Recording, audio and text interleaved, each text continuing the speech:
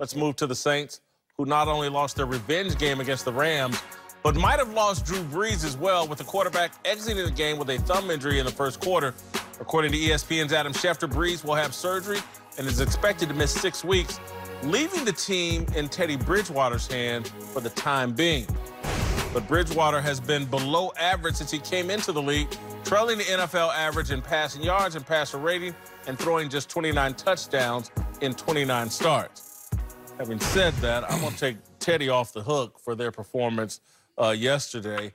I thought Jared Cook was potentially point shaving. Some of the stuff he was doing out there, dropping balls and penalties and things like that. I thought that hurt them a lot more than Teddy Bridgewater.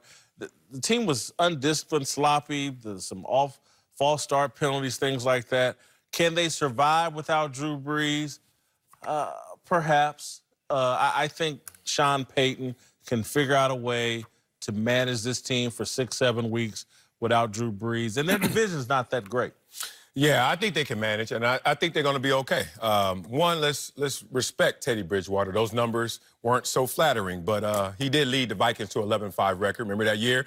Would have won the game. Blair Walsh went out there, Blair Walsh Project. I don't know what the hell he was doing, missing the field goal. So they would have advanced in the playoffs. So you got to give Teddy Bridgewater some respect. Also, we've all been in this position before where I came into the league as a backup. And one game, I remember Bruce Smith was like, I ain't feeling it today. And it was like 11:30. And I was like, well, we play at 1. You couldn't think about that during the week? Wednesday, you know? And to go from you're mentally not prepared to play, whatever that is, to try to accelerate that process that fast, second series of a game, boom, you're in there. I don't care what level of preparation you have, that's a tough ask for a team in this complex system. So if you look at their next 5 games, Seahawks, Cowboys, ooh, that's tough. But then you got Bucks and Jags. Okay, start to feel yourself. And then the Bears, that could be a toss-up game right there. I think that they will come back when Drew Brees is available. They'll be a 500 team with a lot of football left to play and still get in the playoffs. I see them surviving. Teddy Bridgewater, he's the highest paid backup in the league for a reason. He had an opportunity to go start in Miami. He turned it down for this situation. You don't want to see Drew Brees go down, but when he does, it's like, okay, this is why I came back to be the highest paid backup. Number one, the Saints have a really good defense. If you go back to the game yesterday, when Bridgewater got in the game, they get an 18-yard play, penalty, 20-yard play, penalty, 15-yard play, penalty. So it wasn't like he wasn't moving the ball. Penalties killed him. And like Jared Cook dropped a couple passes. If Drew Brees misses the amount of games he's supposed to, I can see him going 3-3, and it puts him right there. He comes back after the bye week versus the Falcons. I can see him doing it. Yep. Yeah, what I know of Drew Brees, this guy's a tough guy. It says 6 weeks, whatever he's going to be. I think he'll be back in a month. And the second thing that I think they're going to be okay is Sean Payton. You guys hit on that. Sean Payton is an offensive genius. I played in the Atlanta Falcons. Obviously, I played against these guys twice a year. This offense is about to change now. It's going to change a little bit. But Teddy Bridgewater was brought there for a reason. He's capable. He's a winner. He's done well. I think he's going to do well out there. Well, the name we're not bringing up that I think got brought up on the broadcast quite a bit from Troy and these guys is Taysom Hill, I think, will be a part of their offensive package at the quarterback position as well. Their little, slot guy, special teams guy, they're high on him. So I do think we're going to see a vastly different offense from Drew Brees, what they're going to do with Teddy Bridgewater, and I think incorporating in the Hill guy at some quarterback as well. They'll figure out a way. Sean Payton just got a nice contract extension. 5 extra years. 5 extra years.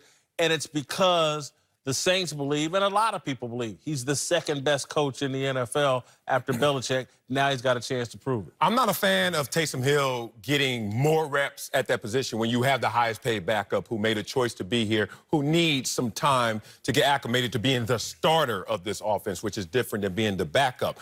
I like the fact that Teddy Bridgewater went out there and made some good throws. Like you said, it was undermined by penalties, drops, but it was also undermined by the fact that he wasn't comfortable in that position, being thwarted into it in the beginning of this game. And if you look at the entire team, what I saw was a team that was post-traumatic stressed. And I've been there before. When your quarterback goes down, you're like, Defense is like, we're on full alert. You start playing undisciplined. You start doing more because you're like, we're trying to overcompensate. Offensively, man, the ball comes out different. It spins differently. It hits you at a different place. There were a lot of moving parts. Don't forget, the post-traumatic stress was that touchdown they took from them. Boom.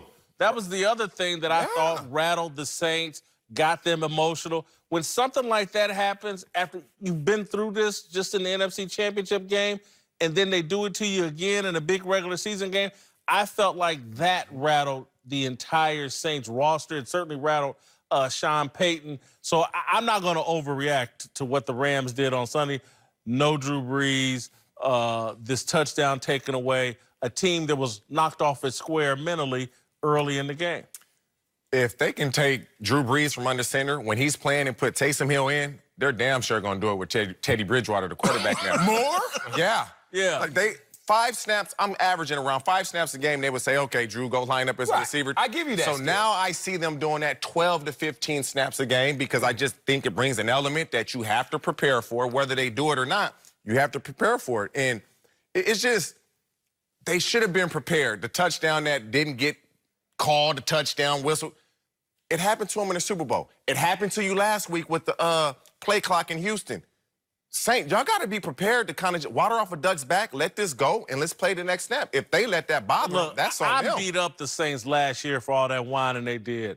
When it comes back and they do it to you immediately again, I don't blame them for losing it yesterday. Yeah, they poked them in the wound. The same wound you just had that's still open. Yeah, you're used to it.